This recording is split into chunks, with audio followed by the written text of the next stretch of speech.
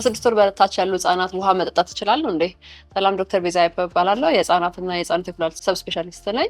ዛሬ የምንወያየው ከስድስት ወር በታች ያሉ ህጻናት ውሃ መጠጣት ይችላሉ ወይ ነው። ምክንያቱም በዋነኝነት የምመክረው ከስድስት ወር በታች ያሉ ህጻናት የእናት ጡት ብቻ እንዲጠጡ ነው። ግን ለምንድን ነው ውሃ የተከለከለው? በዋነኝነት የጡት ወተት የተመጣጠነ ነው ብለን እናስባለን። በመጀመሪያ ደረጃ ውሃው ከ185 እጁ ውሃ ነው የጡት ወተት። ከዛም ደግሞ ተጨማሪ የሆኑ ንጥረ ነገሮች ካሎሪ ኮንቴንታቸውና ሌሎች ሚኔራሎች አሉት። ውሃ ለብቻው ስንሰጥ ህጻናት አዲስ የተወለዱ ህጻናት ኩላሊታቸው በደንብ ማቹር አድርጎ ማብላላት አይችልም። ስለዚህ በፈሳሽ ትርፍ ፈሳሽ በተሰጠ ቁጥር ያንን አጣርቶ አስተካክሎ ያመጣል። ያ ችግር ምን ያመጣል? ሶዲየም የተባለውን የሰውነታችን ውስጥ ያለውን ነገር እንዲያንስ ያደርገዋልና ውሃው ሲበዛ ሃይፖናትሪሚያ ወይም ደግሞ ከመጠን በታች ያነሰ ሶዲየም ኮንተንት ይኖራቸዋል። በተጨማሪም ደግሞ ውሃ ጥጋብ ያመጣል። ስለዚህ ሆዳቸው ትንሽ ስለሆነ ውሃ በሰጠናቸው ቁጥር ጥጋብ ስለሚኖራቸው ሌሎች አስፈላጊ የሆኑት ንጥረ ነገሮች ከወተት ማግኘት እንዳይችሉ ያደርጋቸዋል።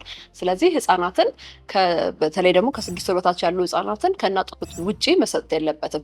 መቼ ነው ውሃ መጀመር የምንችለው ብለን ስናይ ደግሞ 6 ወር አካባቢ ላይ አንዳንድ ጊዜ ምግብ በምንጀምርበት ሰዓት ከምግብ ጋር ትንሽ ፉት እያሉ እንዲሰጡ መስጠት እንችላለን። ከዛ በኋላ ምግብ ፍላጎታቸውን እያየን ምግብ በጀመሩ ቁጥር በሰጠናቸው ቁጥር ውሃ ተጨማሪ መስጠት እንችላለን። ተጨማሪ ሌሎች ጥያቄዎች ካላችሁ ኮንታክት አድርጉን። እናመሰግናለን።